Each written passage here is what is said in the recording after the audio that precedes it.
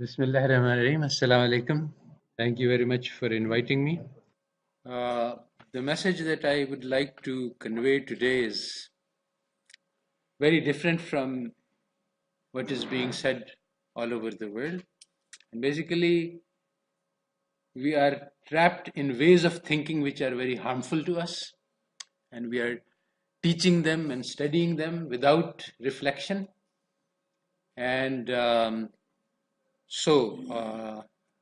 first, let me say that start with the beginning, which is the coming of Islam 14 centuries ago, when mankind was in darkness, and Islam created a miracle in the sense that it took these people who were very backwards and ignorant, and it catapulted them to world leadership. And it created a unique civilization which dominated the world for 1,000 years. There is no parallel to this in history. Now the question is, are those teachings relevant and valuable today? It seems as if we have the same deen today, but it is of no value. It is not helping us to get out of the problems. So the truth is that it was prophesied. The Prophet ﷺ said that Islam came as a stranger and it will become a stranger. So the truth is that today Islam is a stranger to the Muslims. So there were some revolutionary ideas in Islam which today the Muslims don't know. Islam created a new way of thinking about the world, the society, the human being. The Prophet ﷺ was a model of excellence in conduct. We don't see that in the Muslims today. He was a mercy to all mankind.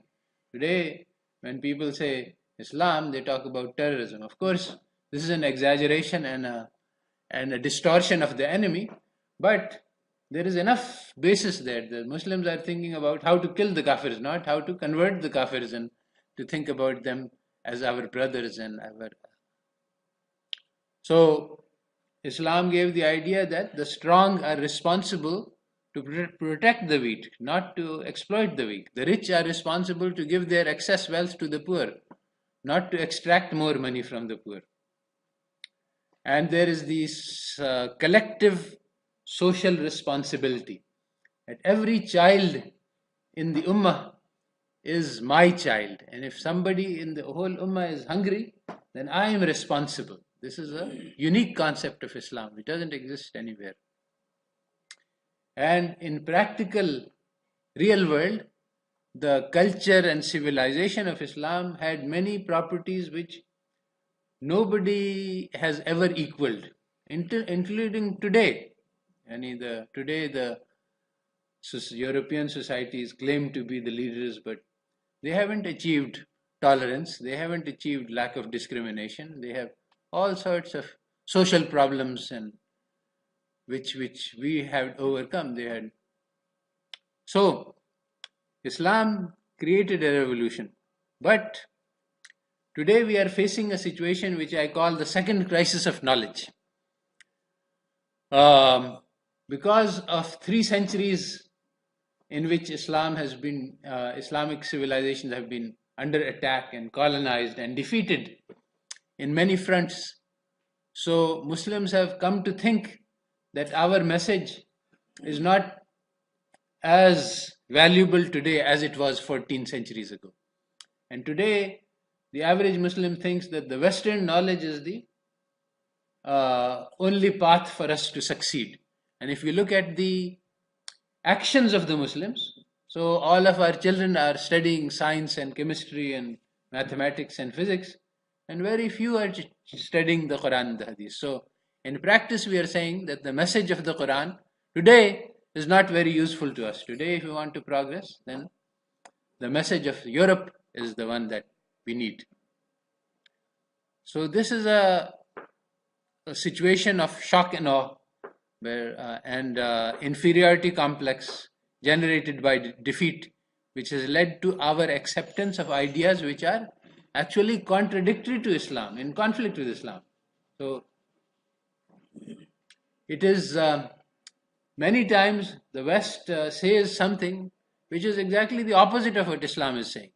So instead of saying this is wrong, we no longer have the confidence to say that this is wrong. So what we say is, oh, then the Quran must mean something else by it. So we reinterpret the Quran instead of rejecting what the Europeans are saying. So what I would like to say is that there are fundamental flaws in the European structure of knowledge. So for example, what they define to be knowledge is different from what Islam calls knowledge. So among the questions that are central in Islam is, what is the purpose of life? If we don't have an answer to this question, then this is the first question which we must ask. Right? Islam gives us an answer, but we don't have to agree on that. Yani, from a European perspective, you can say, okay, life ends at death. Then define a purpose of living. What do you want to do? Before you answer that, you cannot answer any other question. Because how are we going to construct economics? How are we going to behave towards each other? Everything depends on what is the purpose of life. But you will study but in physics, chemistry, biology, mathematics, you will not find any answer to this question. So in effect, without answering this question, they are saying that physics is knowledge and chemistry is knowledge and mathematics. But what is the purpose of life? This is not knowledge. Why? Because it's not science. It is so basically there is an issue that the knowledge, useful knowledge, is that which enters the heart. So now the question is, what type of Western knowledge enters your heart? And the Prophet ﷺ gave us the knowledge which changes the hearts of people. So this has to do with ethics and morality, our personal code of conduct. The Prophet ﷺ is the excellence in conduct. He is the model for us. From the individual conduct to the social conduct, how should we behave towards each other? How should our families look like? How should our communities look like? These are the basics of social organization. There is no mention of this in economics because economics is individualistic, every person for himself. So the economic theory comes out of a different way of thinking about the world, where it is not explicitly said, but it is actually written that every human being is an individual. The only thing human beings want is to maximize his consumption in this world. So this is okay philosophy for somebody who believes in that after death everything will finish. Then he wants to eat as much as he can. But for a Muslim, this is not an acceptable philosophy. But we are teaching this to our students without understanding that this is in conflict with the message of Islam. Not only is it that every individual maximizes his lifetime consumption, but also that this is a good goal for him, and this is what will maximize his welfare. And if everybody has a lot to eat, this will maximize the social welfare. This is all wrong ideas.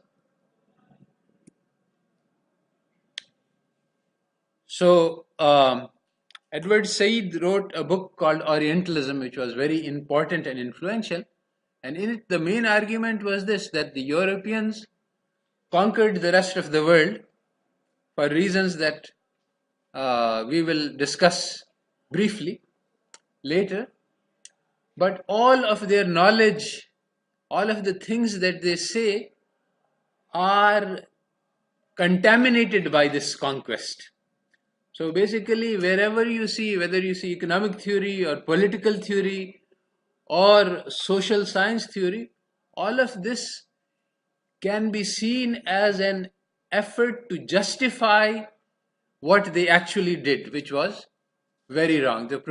So if you say that, as economists do, that my utility function is to maximize my consumption and I don't care anything about you, then this provides a justification that, okay, if I can conquer your country and exploit it, and then this is good because this maximizes my utility. So, for example,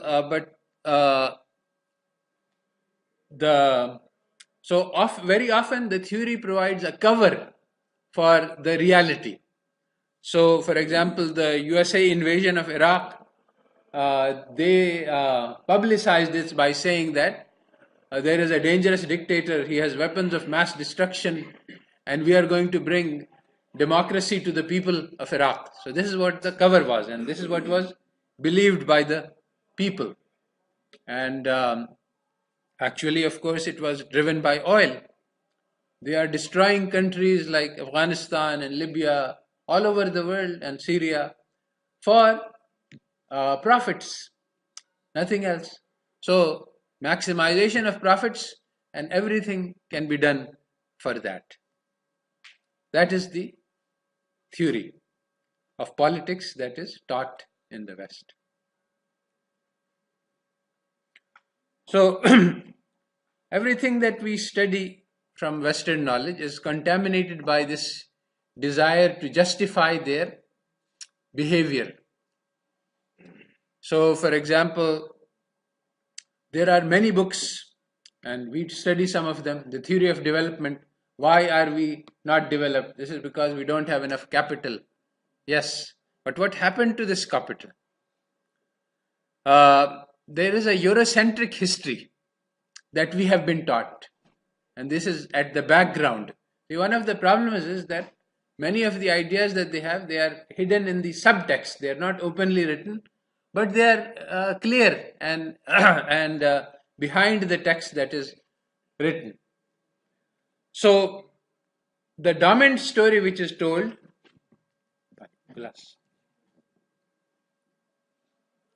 is which we have all come to believe, that is the story of the white man's burden. This story says that the Europeans became very knowledgeable and very advanced and very civilized, and then they looked around and they saw that the rest of the world was undeveloped and primitive and wrapped in darkness and superstition and ignorance. So they said, oh, well, now it is our responsibility, and go and teach all of these other people about civilization and all of the benefits, and share our benefits with the others. But in fact, of course, the reality is that they conquered the world not to bring benefits to us. Even though this story is told, they built the railroads, but they didn't build the railroads for our benefit. They built the railroads explicitly in order. They said we have a very small amount of army, and we expect that as we are exploiting these people, they will rebel against our rule. So we need to be able to transport our army from one place to the other quickly. This was not built for the benefit, it was built for the subjugation of India. So the reality of the conquest was nothing to do with civilizing the world, it had to do with looting the world. So there is a very important history book, but it is out of print because these ideas which are contrary to the dominant beliefs, they don't make it to the top, and they are not well known, and they are not publicized, and if you write them, they are not accepted and written in journals. So Stavrianos has written this book called Global Rift, and in it he says that, see, if you look through the libraries or Amazon, you will find hundreds of books on the topic: why are poor countries poor and why are rich countries rich? The Great Divide, how come East is following a low trajectory of development, West is following a high trajectory? Rise of Europe, yani same thing. How come Europe is so rich and we are so poor? And what are the standard explanations? You will find that these books say that, oh, these people are lazy, they are stupid. West people have science, they have technology, they are civilized, they have rationality, we are irrational, we are superstitious, all sorts of nonsense like this. So what Stavrianos says is that basically this situation is something which has happened lots of times in history. You have a civilization. The civilization, when it becomes advanced, it becomes wrapped in luxury, decays, degenerates, and there are barbarians who are outside. They are young, energetic. They'd have no, and they come in and they destroy civilization. It's happened repeated so many times. Rome was destroyed by Huns and so on. So basically, there were many civilizations on this planet who were very advanced. China had a 4,000-year civilization. Islam had a 1,400-year civilization. Africans were very civilized. Incas had their own, Aztecs had their own civilization.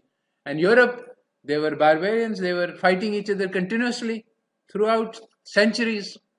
So because of this continuous warfare and because of peace, they became, there was something which was called a military revolution.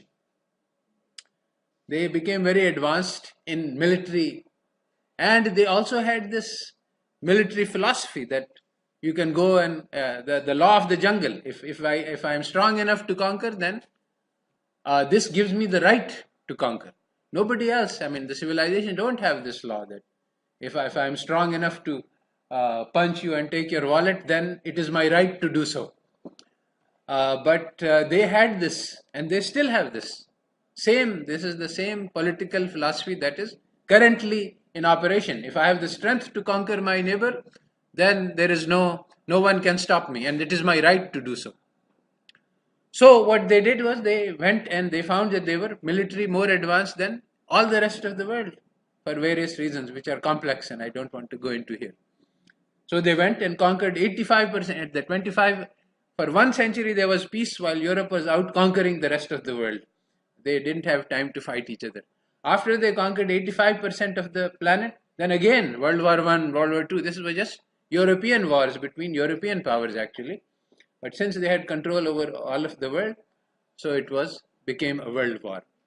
So basically, and since end of World War, after a few years of peace, the US has been invading countries right and left, and we are living in a continuous state of warfare. So what Stavriano says is that wealth and poverty are just the opposite sides of the same coin. If we look at the income distributions in the World Development Index, we'll find that European countries and some of their descendants are extremely rich. Some countries are extremely poor. So the basic question is, why are some countries poor and why are some countries rich? He says, well, this is not a rocket science. They came and they looted the world and they took millions and millions of pounds, all surplus production from India, and they transported it to England. So they became rich. So if I show you a knife and I take your money away, then I ask, why is he poor and why I am rich? It is not a very complicated question to answer. I have the money, he doesn't. So, but all of these books, is he lazy? Is he incompetent? Maybe he doesn't have brains. These are not the questions.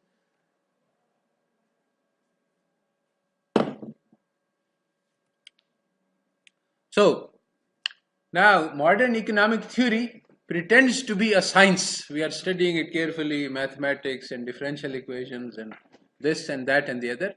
But it is just a weapon. It's a tool which is used to exploit the people. It is actually a very powerful weapon because it pretends to be a science. It pretends to be knowledge, but it is just propaganda. Nothing more than that. You are familiar with the Perkins, the Confessions of an Economic Hitman. So basically what he says is that he goes to countries and he creates econometric models which show that if you take a loan from us, you will immediately skyrocket to success. And of course, what happens is that as President of Nigeria, Obasanjo said, that we took a loan for 14 million and then 20 years later, we have paid 20 double of that, and still more is remaining. Another double is remaining.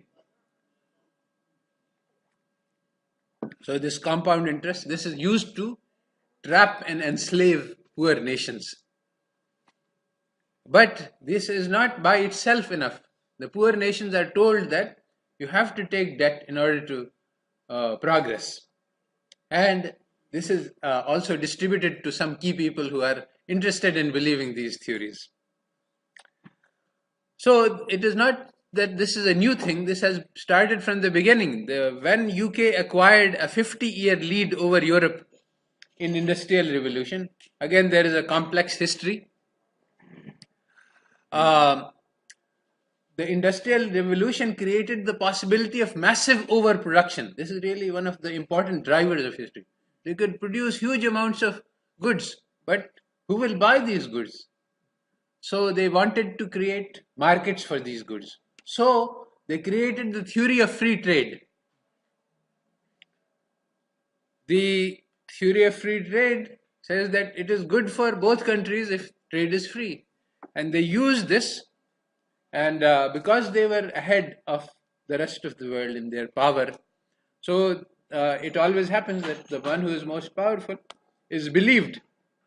So the European countries agreed, and they allowed the imports of uh, British goods.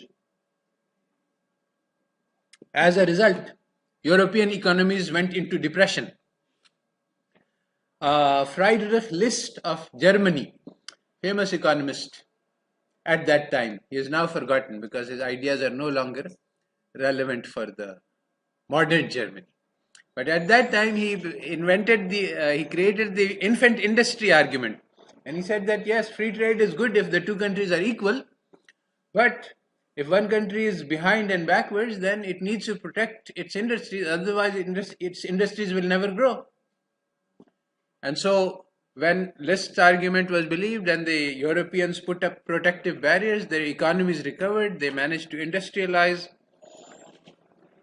So this free trade was actually a weapon. They made war with China, opium wars, and at the end of the war, what did the treaty say? That you will allow free trade with England. They made war with Japan. Admiral Perry and some other people, they went in and invaded Japan, and they said that the only result of this was that you will freely allow trade of goods. Now we teach that free trade is good, so these people were benevolent. They were doing a favor to Japan by free trade. So why did they have to make war? I mean, if I say, here is, I am giving you a gift, and I show him a gun that you have to accept this gift. Why? I mean, if it is a gift, it is good for him. He should just take it. So our theories say that no, free trade is a great thing and we should all do it. But they had to make war with countries in order to force them to free trade. So there is something strange about this free trade.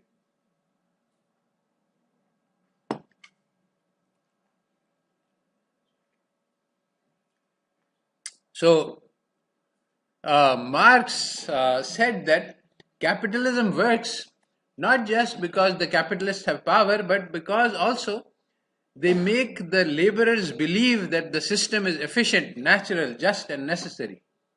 So similarly, today's system works not just because the West has power and they have wealth, and we are poor and we have less power, but also because we believe that this is the best system, and we use theories which explain to us that this is how we should work, so that we accept our chains and these chains become attractive to us. So this is the soft power. What Foucault, French philosopher, said is that, you see, power is constituted by knowledge. It is not just any. We think that power is guns and rockets and bombs, but actually power is the soft power, the knowledge that we are given, actually the pseudo knowledge or the fabricated facts that we believe in, these are actually much stronger elements of the power that the West has over us. So we have been fed these false theories and we have been made to believe them. Even though Islam provided us with protection, but we set it aside because we said the West is saying it cannot be wrong. So, for example, the Pareto optimality, this is just rubbish. First, you have to understand how it came into being. Well, there was this Italian nobleman, Wilfredo Pareto, and at that time, he was a nobleman. He had a lot of land, and at that time, some land reforms were being proposed, that They are these poor peasants, they are living and they have these small patches of land which they have been farming for a long time. So let us give this land to them. They should own their own little patch of land so they can produce food for themselves. So this would have been harmful to the nobles because basically you can exploit people only if they are starving. Then if you give them the food, then you can make them do whatever you want to. If they are independent, then they will prefer to be independent instead of slaves.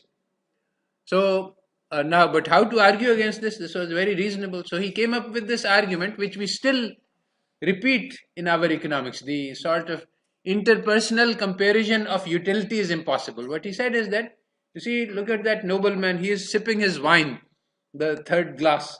He has very refined taste. So the pleasure he is getting is very high. Now look at this coarse peasant. He doesn't have much feelings. He's eating a piece of bread, a chunk of dry bread. What pleasure he's getting from this? He doesn't even have much taste. So if we say that, okay, take this glass of wine away from the nobleman and give one more bread to the peasant, have we made the society better off? Who knows? At least you can't say. This is what Pareto says. So this is what the theory, Pareto optimality theory is, that today if 8 people own more than the bottom 3.5%, which is the latest statistics from Oxfam, 8 people own half the planetary wealth. Well, nothing wrong with it. Economic theory says that what you earn is your marginal product. So these people are the most productive people on the planet. And they are rich because they are contributing the most. So they should get the most. So today the theory says that you should lower the taxes because you want to increase wealth. Now another fraud that economic theory plays upon us, which is embedded in our minds, is that says let's look at GNP per capita. So now these 8 people, we don't look at who has the wealth. What does GNP per capita do? It says that take all the wealth of the nation and distribute it equally among all the people. Then tell me what that number is. Instead of saying, let's look at the wealth of the bottom 90%, for example. That would have paint an entirely different picture of the economy.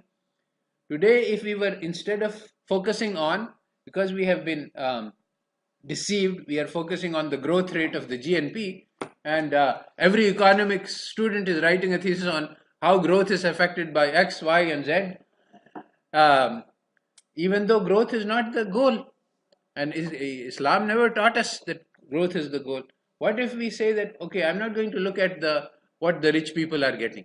I'm going to look at what the bottom 20% are getting.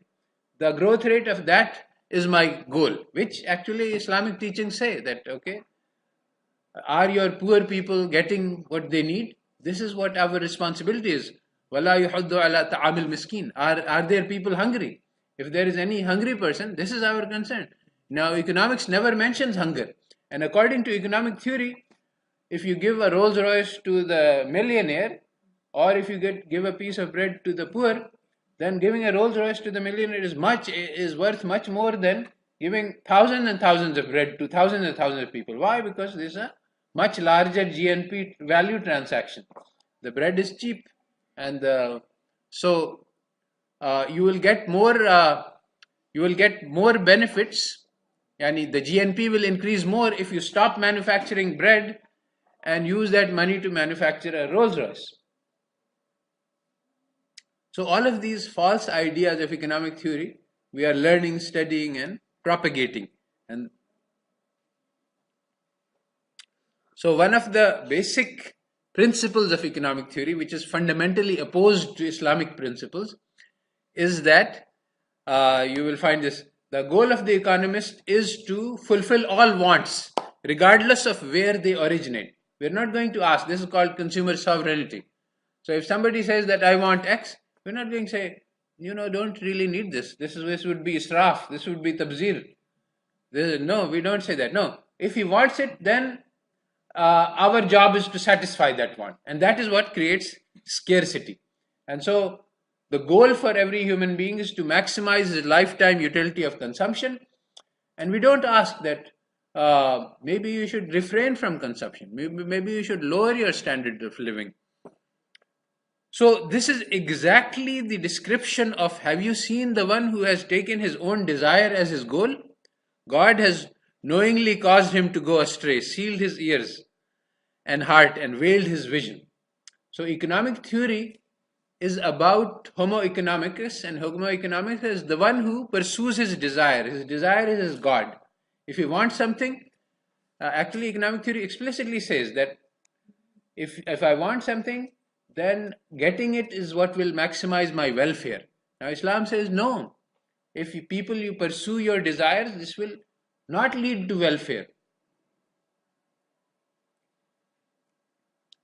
Because of this false goal that economic theory has taken, that we want to fulfill, yani, suppose as a nation we get together and say, okay, I want to make economic theory, economic policy for Pakistan. So then economic theory says that the problem is scarcity. I want to feed my people who are hungry. I want to make sure that children are not malnourished. What should I do? Economic theory says that the problem is scarcity. There's not enough goods. So what we need to do is to get growth. If we increase production, then we will be able to feed our children. Is this true? Completely false. There is enough food today to feed our children. So the question is not one of growth. The wealth is already there, but the question is one of redistribution. How we can get those who are rich to give to those who are poor. And Islam is all about that. Generosity, zakat, sadaqat, and so much more. But you see, economic theory is a cover for the structures of power. Now today the wealthy have more than enough money to feed the entire planet easily with a small part of what they have. This is the zakat. I mean, if the wealthy gave 2.5% of their money to the poor, everybody on this planet would be able to eat, food, health, education. All of their needs can easily be taken care of, and more. They will be comfortable. But what the Pareto principle says, and what the economic theory says, is that you cannot take from the rich, and scarcity is the problem, and it misleads you. It says that no, it's not because the wealthy have excess and they are not giving to the poor.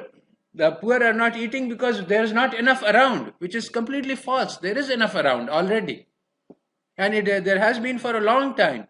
We have had resources to feed everybody on the planet for more than a century, forever.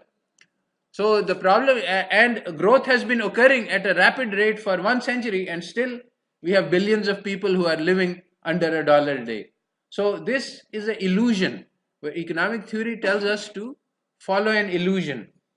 And it's basically diverting attention from the real source of the problem. And the real source of the problem is that the rich are not giving to the poor. And the Quran says that in the wealth of the rich, there is a right that the poor has. This is the crucial and essence of the problem. So, economic theory says that there is no difference between wants and needs. Modern economic theory, this idea arose in the middle of the early 20th century when Lionel Robbins, he introduced this definition. Before that, there was this idea, even among the Western economists, that needs are different from wants, and it's important to fulfill needs. But today, if you look at your economic theory book, there is no mention of needs and wants. That's because of a complicated story. It has to do with certain misunderstanding of science which arose, which is called logical positivism. So basically, positivism was an effort to show that science is true and that religion is false. And the basic theme, oversimplifying by a lot, is that it said that only thing which is observable exists, and things which are unobservable don't matter for science. So God is unobservable, doesn't exist. Science is observable, it exists. So now that is what led in economic theory to the revealed preference theory, because preference is a feeling in my heart. I like Coke, I don't like Fanta, for example. This is a preference. But so this is unobservable. So positivism said replace this by what you can see. So if I give somebody two of these things and then he chooses one of them, that I can observe. So he says that that's revealed preference because you can see the choice. So now there are three different things. There's my choice.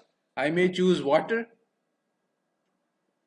even though I like Coke because maybe I think that multinationals are making excess profits and I should not support them. Or maybe I'm on a diet and I like it, but it's bad for my health. So choice and preference are not the same. But then there's a second thing, that is the preference same as my welfare? So if I want something, is that the thing that is going to be make me best off? This is what consumer sovereignty says, that I know what is best for me. But the Quran says that it may be that you like something and it is not good for you. And it may be that you dislike something and it is good for you. So Quran explicitly denies the principle of economics which is used and which we teach and we study. And Quran many times says that do not follow your hawa, your desires, because that will cause you to go astray, or that it will take you to Jahannam. So the Quran teaches that yes, we can fulfill our needs, but we should not follow our idle desires. But economics teaches that no, you should fulfill. That there's no difference between needs and desires, and you should fulfill everything. And that is what causes the scarcity. Because if we say that the needs of the wealthy for their vacation home is the same as the need of the hungry child for milk, then and then that's one principle. The second is that the need that market will fulfill is the one which is backed by money. So if the man has money to purchase his home, then the market will produce his vacation home or his Rolls Royce or whatever. And if the poor child does not have the money to buy his milk, then the market will not produce it. So we say that the markets are efficient. They guide us towards the production of the goods which are the best for the welfare of the society. This is what economic theory teaches. And it's completely wrong, because the poor people demand cannot be expressed by money, and this is being followed today. There are many drugs which have been invented which can cure diseases. These are called orphan drugs, which can cure diseases for many people in Africa. But these people are poor. They don't have enough money to pay for those drugs. So, no, the drugs are not manufactured. Instead, what is happening today is that the pharmaceutical industry is creating designer drugs which are targeted to the wealthy, because extreme concentration of wealth has taken place. So there are these billionaires. So say these billionaires, we can design one drug for one person based on his genes, and he will pay us more than if we cure 1 million poor people. So this is what the market is producing, and according to the theory that you and I teach and learn, this is the optimal outcome, because this is driven by the market. If so, Islamic economics sets a different problem in front of us. It does not say that we have to fulfill all the wants and the desire. It says that wants should be suppressed. And it says that as a society, what is our problem? Our problem is to make sure that there is no hungry people in this society. Wala yahuzzu ala ta'amil miskin. So we have to take care of, make sure that there is no one hungry. We have to make sure, and then there is fulfill all the basic needs. As Hazrat Umar said, that if one person is hungry, I will be asked about it. So in our whole society, there is this concept of farz kifaya. It's not that, unfortunately, the West says that the government is responsible for the people. I am only responsible for my own self. But Islam says no.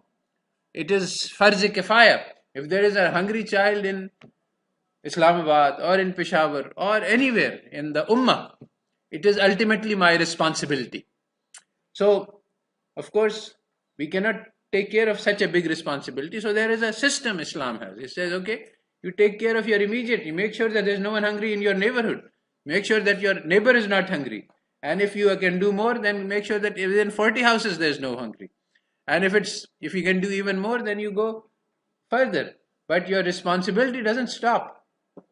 So once we start thinking that if we were to build an Islamic economic theory, we would say that how can we arrange the society so that there is no one hungry in all of the Pakistan. And actually, and in the Ummah, this was done. For 1000 years, Muslims created a society in which everyone could get to eat, everyone had education, there was 100% literacy, because all the children, it was the farz to make sure that everybody could read the Quran. And this was arranged. We had systems to ensure that. Health, again, if somebody is sick, we don't say in Islamic civilization, there was no concept that we will give you treatment if you bring out the money. And if a student wanted ilm, then there was no concept that if you don't have enough money, you cannot get education. There is no concept of tuition fees. In fact, Islam has the reverse concept. The one who has knowledge, he has the responsibility to share with those who don't. Abu Huraira radiallahu ta'ala said that the question that worries me the most is that Allah Ta'ala will ask that what will you do with this knowledge that I gave you? So if I have knowledge, I am responsible to share it with those who don't. It's the reverse. And the ummah is like one body. If one part feels pain, all parts feel pain. So how would we create an Islamic society? So the first step which the Prophet ﷺ undertook when he came to Medina is that we have to be like him. He was rahmatul lil alameen, and the Quran says that he feels your sorrow. If you are suffering, then he feels the pain for it. He is kind and merciful. So that not just for the believers. The Prophet ﷺ heart was filled with sorrow with those who did not believe. And the Quran says, "Oh, Prophet, will you kill yourself with sorrow if they don't believe?" And he wanted everybody to find his way to Jannah. So even if the person was abusing him and throwing stones and saying bad words about him, the Prophet ﷺ was making dua for him. And he taught that the excellence in conduct is to do good in return for evil. In Battle of Badr, many people were captured who had been very strong enemies of Islam. And Hazrat Umar said that we should kill them all. But Prophet ﷺ said no. And he forgave his bitterest enemies. At the Fateh Makkah again, many Muslims thought that now we have the opportunity for revenge. But Prophet ﷺ said, no, we have the opportunity to do kindness. And he announced that today no harm will be done to anybody. So our deen teaches that you should join ties with those who try to break them. And that if you do good to your enemy, he will become your friend. And there's a hadith that deen is all about excellence in conduct. This is the essence of deen. So these are the teachings on which an economic system of an Islamic society is built. These are not the teachings of competition and greed, that I take away from you and you take away from me and we compete with each other, we fight. If there's a piece of meat, then I'm pulling on my side and you're pulling on your side. This is not, no, Islam, I am giving it to you and you're pushing it to me. This is, and we know this. This is the Islamic society because we have been brought up like this. So in Medina, the Ansar and the Muhajirin, and also there were Aus and Khazraj, they had been fighting each other for long times. But Allah Ta'ala united their hearts. And so this is the basic. The Ummah is like one body. The Quran says that you should not make divisions among yourselves and remain united. So how we can create community? Community is the system that by which Islam takes care of the poor. That, you see, the basic building block of the community is the family.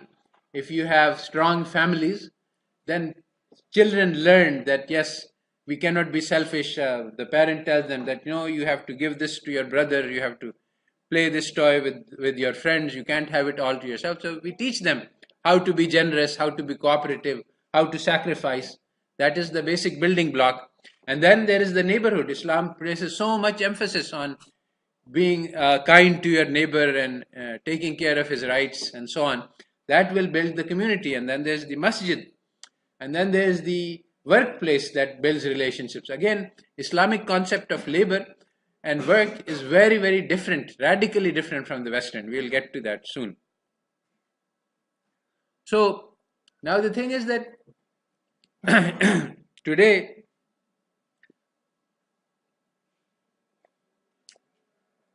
there is a huge amount of inequality and people are worried about it, and very justly. That is because we are living under the Western domination, which leads to the law of the jungle. If I have a lot of money and power, then I will use it to exploit the others. I will use it to oppress and exploit and take advantage of others, because that's the law of the jungle. If I have the power to dominate, then I will dominate, and this is my right.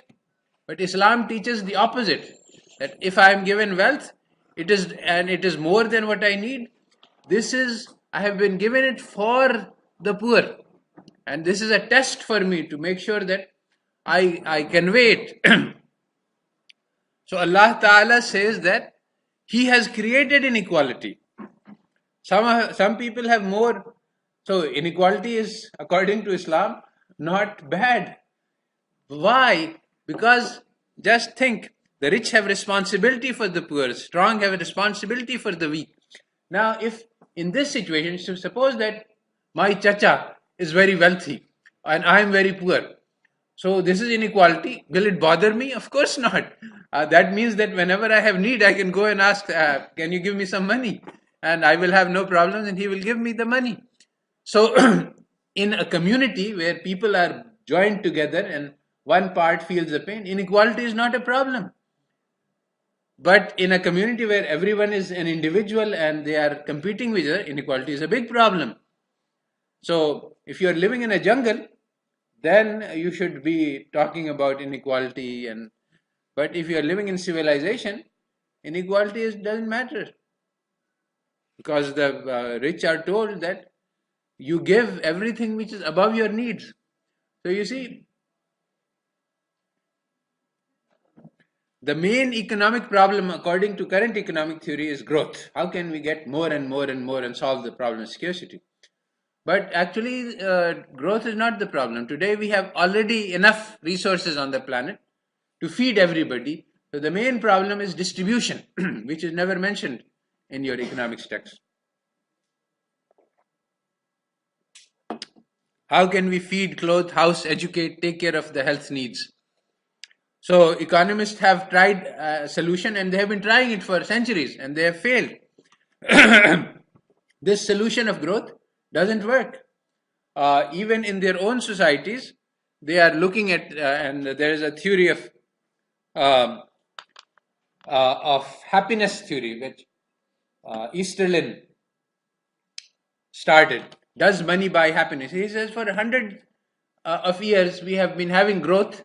Our standard of living has improved by 30 times. So has this brought us happiness? So by many, many indications that he could find, there has been no change in the happiness. So this is something which Allah Ta'ala has told us, that dunya is mata'ul ghurur.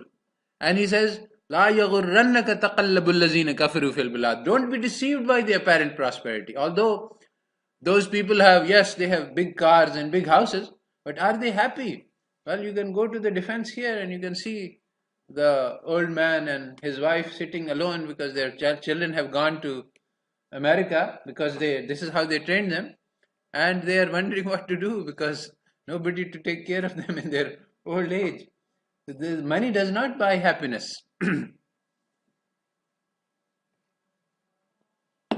Now, the thing is that this has been statistically proven by those people who have no knowledge of religion, that increasing money, why? Because basically people's happiness is relative to the standards to which they are accustomed. So if you keep increasing the standards, then what you need to be happy also keeps increasing. So your base level never changes. So if you are living in a very simple life, you can be very happy. And we can easily see that if you are, as they did studies of millionaires and lottery ticket winners, and they find that these people, the lots of money doesn't make them happy, because in order to be a millionaire, you have to neglect your family, because you have to spend day and night pursuing money. But the source of happiness is not money, it's the family. And so these billionaires, they give yachts and private airplanes to their children, but their children hate them. And in interview, they say, the old man gave me all of these things, but he never gave me his time. All I wanted was his love, and I never got that.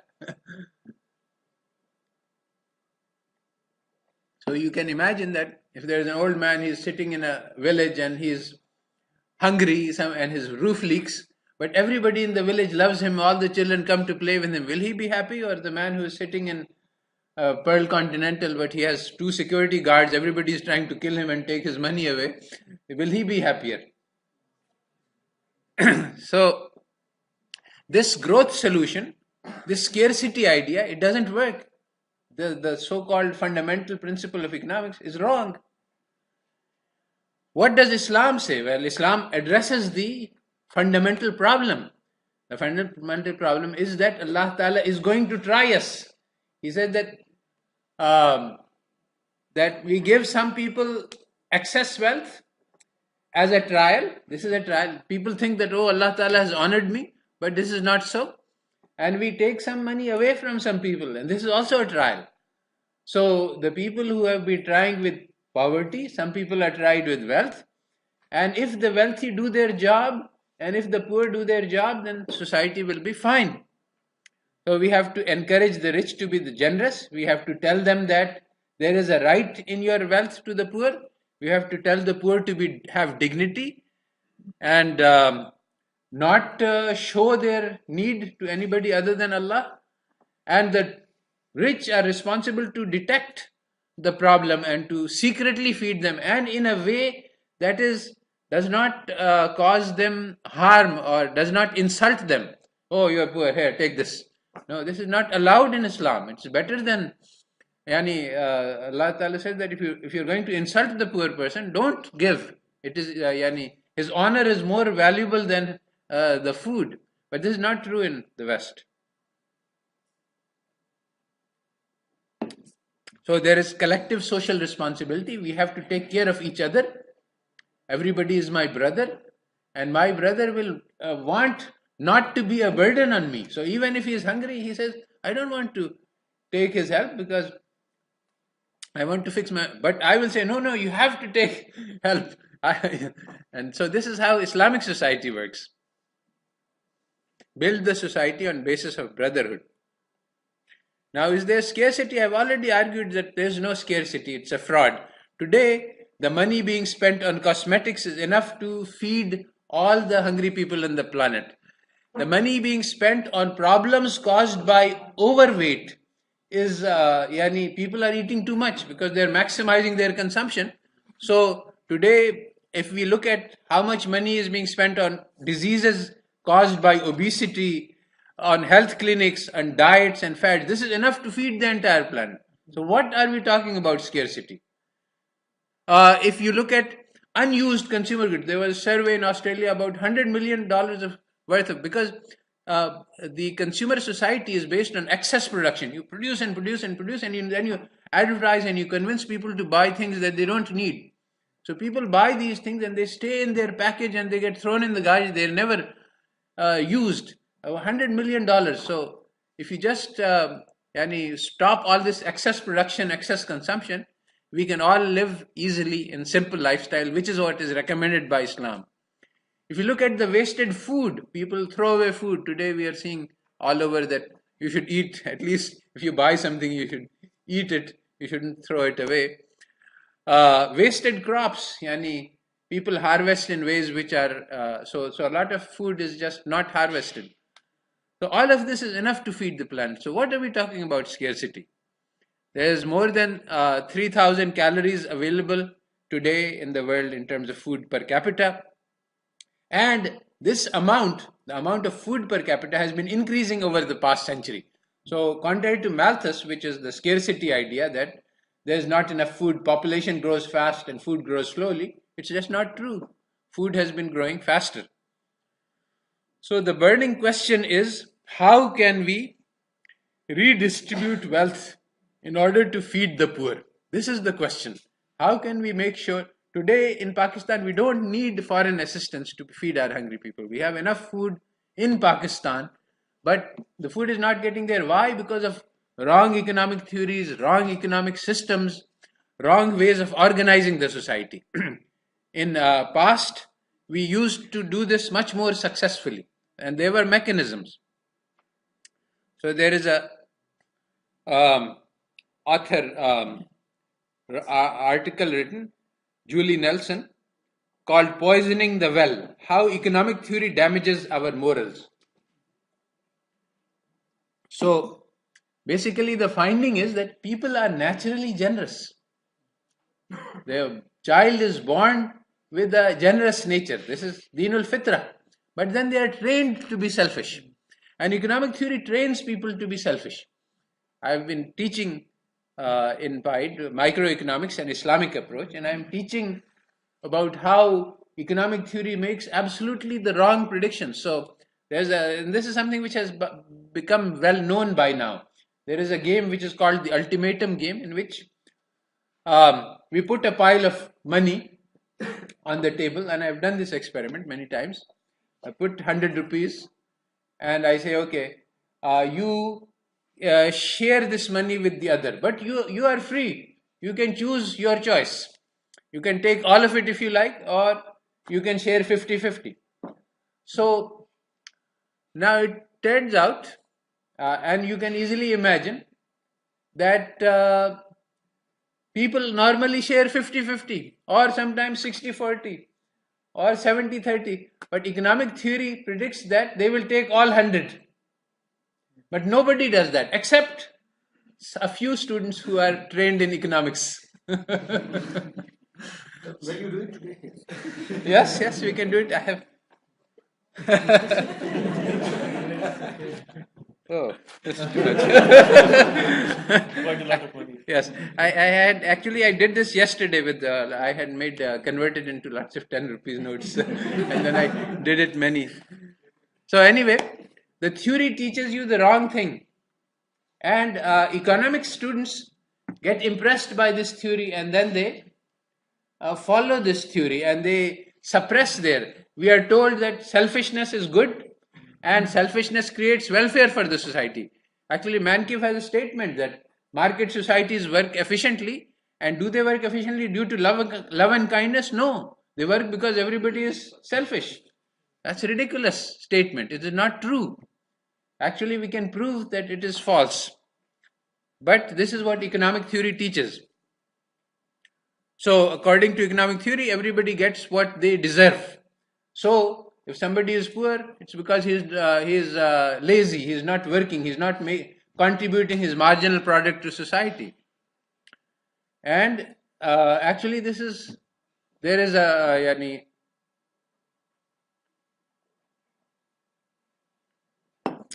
a reason why this theory is like that. Very deep studies have been made. I don't have time to go into that. But basically, the capitalists do not want the poor people to be fed, because it causes them to have difficulty in hiring the labor force, and it reduces their profits.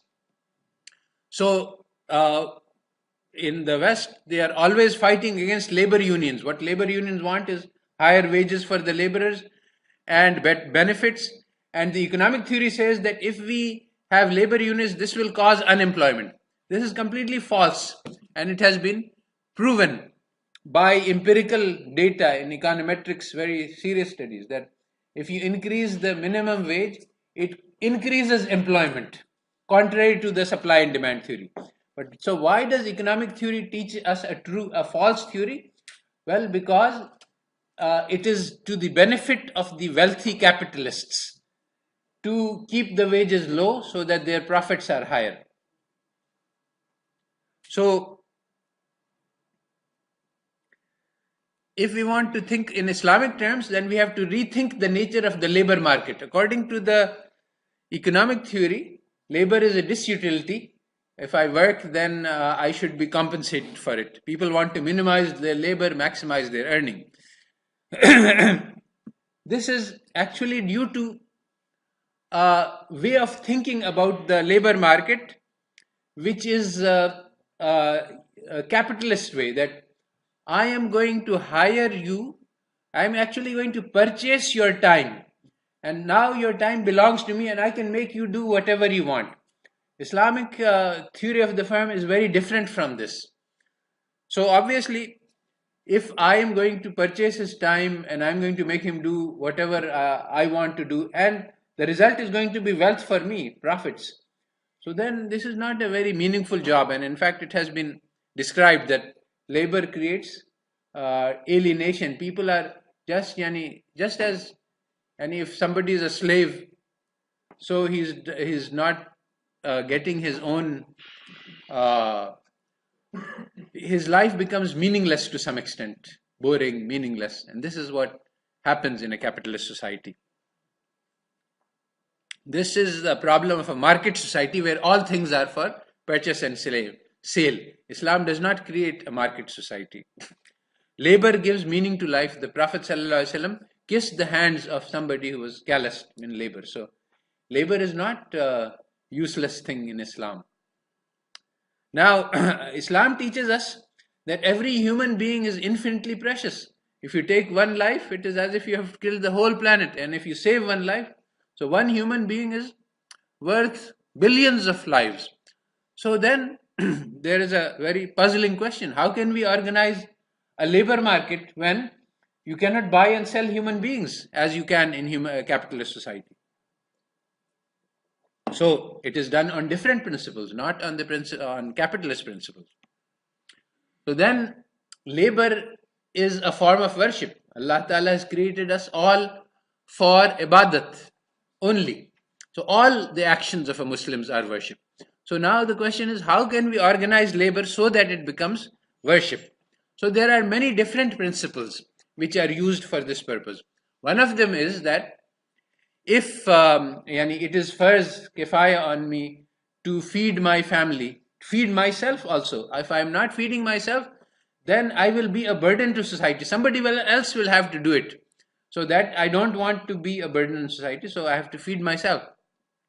Except for some special classes like the scholars, Islam says that you feed them and let them worry about the so as a collective responsibility, we are supposed to, and that's how Islam created the first universities.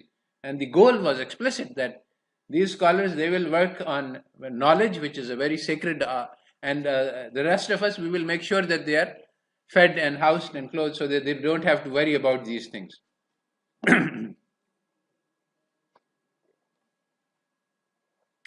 But more than that, if we are engaged in a firm, the goal of the firm is to serve. If I'm producing bread, the MBA program says that I'm producing bread in order to make profits. But the Islamic firm says that I'm producing bread so that I can feed the people who need to eat. So we have to reconceptualize the firm.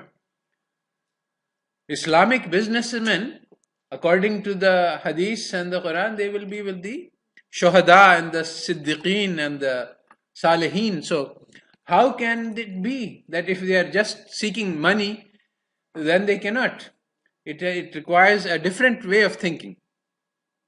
So there is a hadith that the one who gives is blessed and the one who withholds is cursed. This is interpreted to say that if the society is facing a scarcity of some good, like wheat, and the businessman imports and provides it to them, he's not doing it to make a profit. He's doing it because there is a need. Then and he withholds. There's the other opposite, that he takes advantages of the people's hunger to maximize his profits. He is accursed. So, according to economic theory,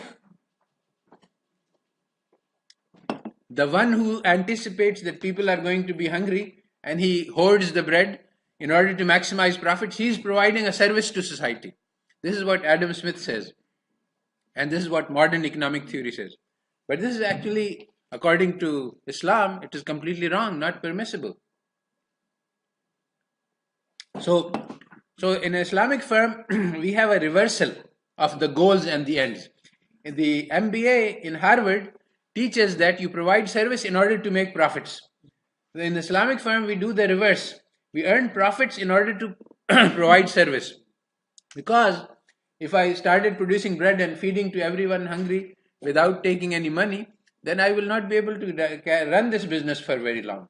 So I take jaiz profits, as was done, that enough to enable me to live and to feed my workers and to have a comfortable life, so that I can provide this service with shukr of Allah. Now, once you make the service the bottom line, then the whole picture changes. Now, if I am producing I have a tannery, I am producing leather, I am saying, okay, this is a service I am doing, but I am also polluting the river, this is a disservice. So I have to count this in my bottom line. So now all of these so-called externalities which occur when you're only looking at profits as money making, and that's the goal of the firm, they become internalities. Now I have to see how much service am I providing. If I'm doing some harm to the public and I'm doing some good, then I have to balance these and make sure that I am providing net service, because tomorrow I will be facing Allah Ta'ala on the day of judgment and He will tell me. So an Islamic firm will automatically take these into account. But Islam is a very pragmatic and practical religion. It knows that not everybody will be following the ideals and some people might do harm. So there is a mechanism which is called Hisbah, which is started from the days of the Prophet. And Hisbah is called market regulation. If somebody is doing harm to the public, then the Hisbah takes care of this. There is lots of laws and regulations and methods to deal with.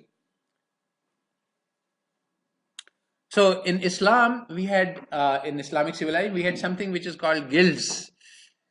These are associations of skilled traders. And these were in the Ottoman Empire, in Islamic Spain. And they take care of their own profession. Like we could have an association of doctors. So they arrange for the training, licensing, and providing for needs. So now, when you have a service orientation, and these organizations made just profits. They did not maximize profits. You can read the accounts. They said, okay, on this is how much it costs, and it was on the order of 10% as jaiz, and this is what we should take.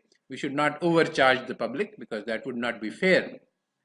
Now today, according to the economic theory, there is no concept of fair. You can charge however much you will need to maximize profits. So we find every day in the USA they are selling drugs which are life-saving at $1,000 more than what it costs. There is a famous drug, and there are many such cases which they were selling for $700 last year, and now they're selling for $3,000, and because that's what profit maximizes. According to economic theory, the firm is supposed to maximize profits, and they have no social responsibilities.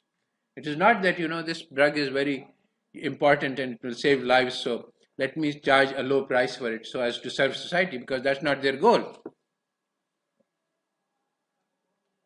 So there was a great transformation which took place in Europe, where they had a traditional society like ours, in the sense that service was a goal, making profits was not approved.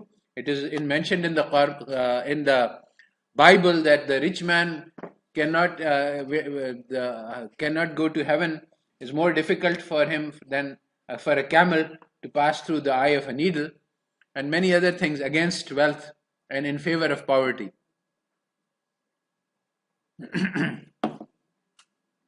But because of the industrial revolution, the whole society changed. There was massive production, overproduction, and basically then many changes in society took place. Religion lost a battle to science, and so ultimately the idea of making money and making profits became acceptable, socially acceptable.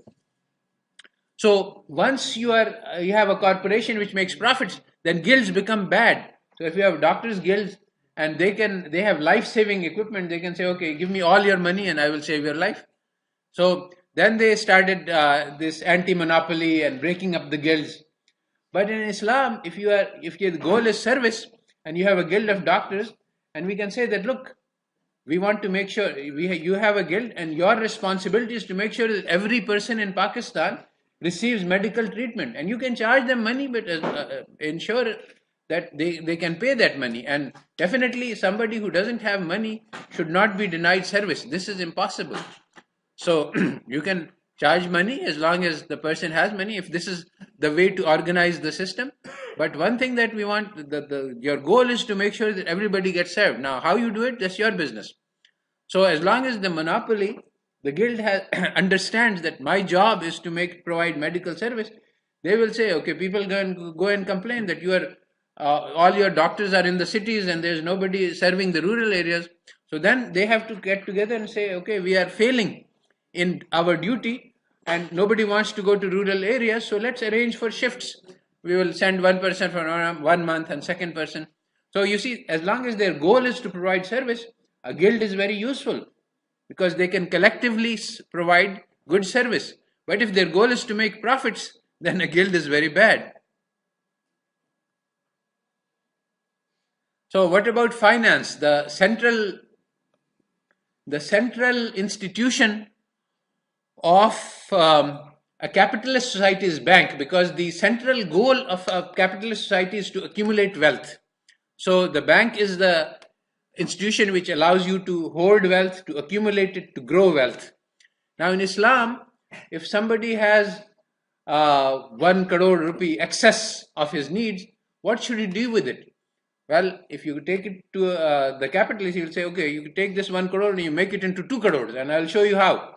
But the people who had excess money and took it to Prophet sallallahu alaihi wasallam, he said, what you do with it, you make waqf so that you can serve others, and this will last until Qiyamah. So you will earn benefit, charity until Qiyamah.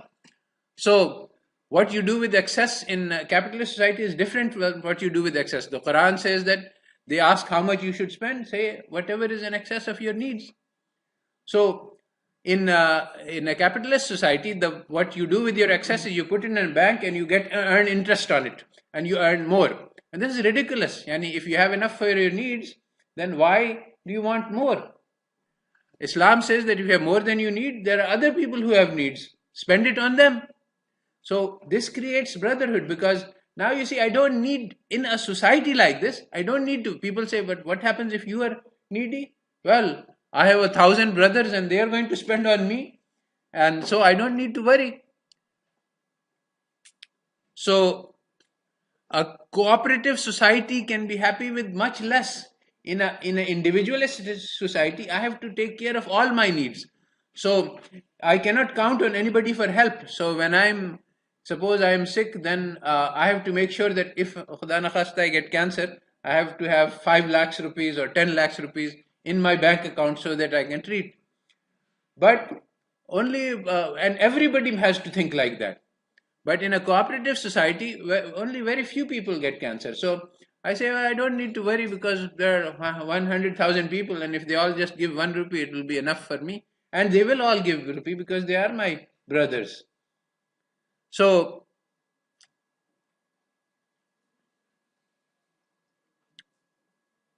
basically, in the capitalist society, they're going crazy, pursuit of money, their excess production, excess consumption.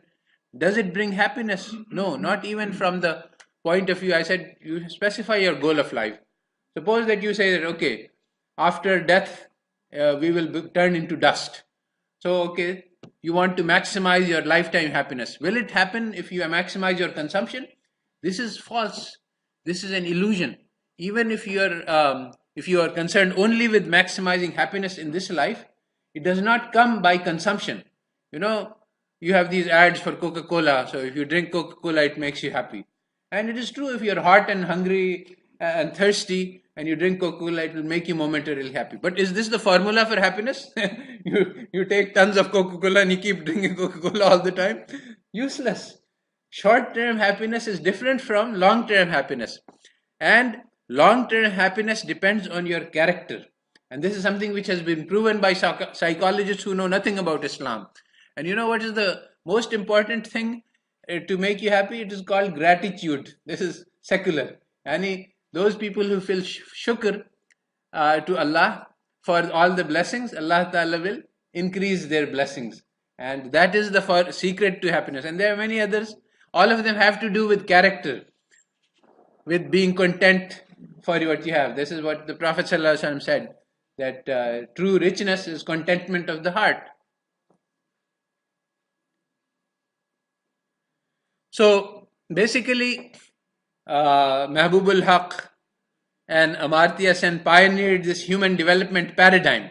See, the modern economic theory says that wealth will bring happiness, but the human development paradigm says that it is what is internal. The Prophet ﷺ developed human beings. He did not make them rich. And this is the same formula valid today for our success. This is the meaning of development. Development in Islam means human development. How can every human being has infinite potential. He can rise higher than the angels, or he can be worse than the beasts. So how we can develop the potential, how we can teach human beings to be human. This is what the Prophet ﷺ did. These people who were fighting each other and killing their own daughters, they became so much virtuous that the Quran says that they feed each other when even they are hungry. And they have love in their hearts and they take care of each other. They have many characteristics which are very ideal characteristics. So this is the meaning of development. In the West, knowledge is about human capital, and valuable knowledge is that which will lead you to earn money. Students come and ask me, what should I study so as to make the maximum amount of money? Now, the question is, what should I study so that I can become the person? You see, the seed, you plant it and it develops into a tree. So every human being is just a seed. If he develops his spiritual potential, then he can become, and Allah Ta'ala describes the tree of Iman, its branches are in the skies and its roots are very firm and deep. So if you develop your spirituality, then you can become a real human being. And that is what created a revolution in the world. So modern economics is the religion of wealth and capitalism. And it is opposed to Islam, which is the religion of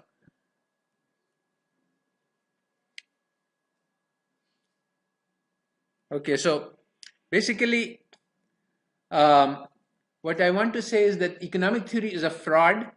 Believing it, even if we restrict our attention to worldly goals, how we can become rich. All right, let's forget about spirituality and spiritual development. How we can eat and drink and be comfortable in this life. The East Asian economies performed a miracle. They were the only economies to industrialize after Russia, late industrializing. They achieved it by following many policies which are actually exactly opposite of what economic theory teaches. And there is a book by World Bank called East Asian Miracle. It starts out by saying that they did everything against the book. So it analyzes, this is what they did, X, Y, Z, V, W. And then they created the World Trade Organization and they banned all of these things, that you cannot do industrial policy, you cannot do government intervention, you cannot provide support, you cannot intervene in the capital and exchange market. All of these things were done by the East Asian countries. So basically they want to prevent us from developing using the same strategies. They have given Nobel laureates to Fama, who was responsible for the global financial crisis, because his theory of rational expectation is exactly that the stock market cannot get a bubble in it, which is what was the cause of the crisis. And when bubbles came up, they said, no, our theory says this cannot happen. And people kept saying that something is going to happen, and people kept saying our theory says it cannot. So he got a Nobel Prize. But the economists in East Asia who engineered this miracle, they have never gotten any recognition. Why? Because we don't want to be shown the path to development. So the problem today, the biggest change which are keeping us poor are not the physical power of the rich countries. It is actually our own enslavement to false ideas. It's our own, we have made sajda at the butt of Western knowledge, and whatever they say, even though it's so flatly opposed to Islamic teaching, we say, yes, that must be right. Amanna saddaqna. If Quran is saying something different, then probably it means something else. I haven't understood it properly. So, for example, there was a battle about scarcity. The early Muslim economists, they said, no, scarcity is nonsense. Allah Ta'ala says, Fadlullah har jagah, that there's Allah Ta'ala's bounty is vast. So how can there be scarcity? But the later generation, they went and studied in Western universities and they got impressed and they said, okay, this must be true. So then they said that Islam also teaches scarcity. They are saying Islam also teaches utility maximization. Even though Allah Ta'ala says, Lan tanalul birra hatta tunfiqu mimma tuhibbun. Allah Ta'ala says, take your best, most favorite thing and give it away. This is utility minimization, not maximization. But they say, no, Islam teaches utility maximization. So the economists are actually the priests of this religion of capitalism, and they get paid for this. There is a paid in the sense that you can get contracts with World Bank and IMF, and you can make policy, you can get prestigious position. If you teach radical ideas like mine, your articles are not published and your projects are not accepted because. So there is a class of people. You see that you have all heard about the top 1% and the bottom 90%. There is the middle class of 9%. These are the people who collaborate with the top 1% in return for the benefits. And this is always necessary. When the British came, there were very few white people. And there was a huge awam. So they had to create this class of people who were on their side. As Macaulay said, that these people will have brown faces, but their hearts will be Muslim. They will admire us and they will exploit their own people on our behalf. So these are the coconut class. They are brown on the outside and white on the inside. And they collaborate with the rulers in order to. So exactly like this, the economists are part of the power structure, and they, by their theories, they help sustain the system. So the way to change this, how can we change? There is a system of change in place, and this system works by giving us temptation of this worldly outcome, that if you do this, you will get jobs, you will get benefits, you will get perks, and if you don't, then you will suffer.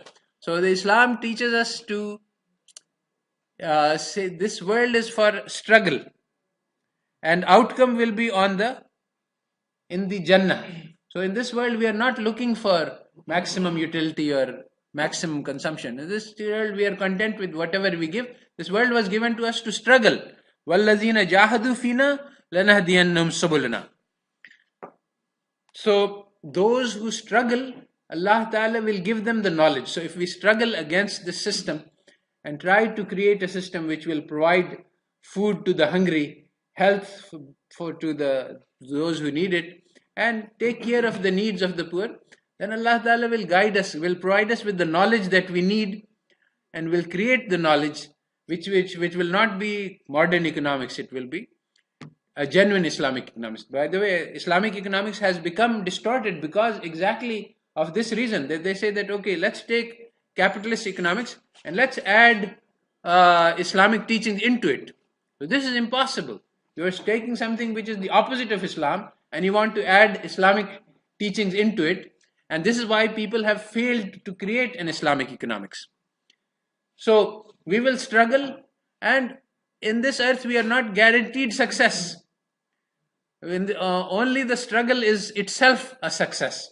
If we fight on the side of the haqq, that is success. Whether we are shaheed or whether we are outcome, it is not promised to us that we will succeed in creating a just system. Only thing that's promised is that in akhirah we will have the right outcome. So that is the end of this.